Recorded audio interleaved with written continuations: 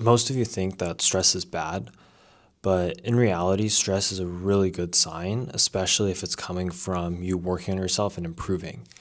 It's a signal that what you're doing is so difficult, one, that most people probably won't do it.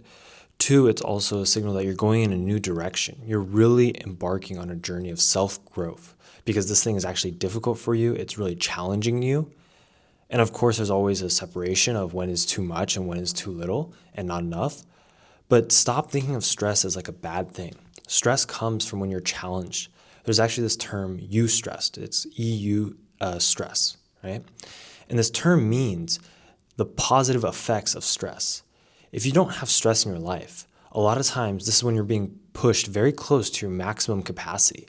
As you start to get very, very close to the maximum amount of things you can do, the maximum amount you can handle, you start to experience a lot of stress.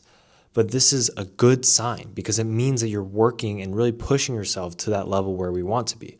Obviously, we don't want to burn out, but the fact that you're getting there and you're getting very close is that optimal range of where you're actually going to grow the most and transform yourself. If you don't have any stress, if what you're doing is just completely comfortable and you're totally used to it, you're not going to be growing as much and you may not be growing at all.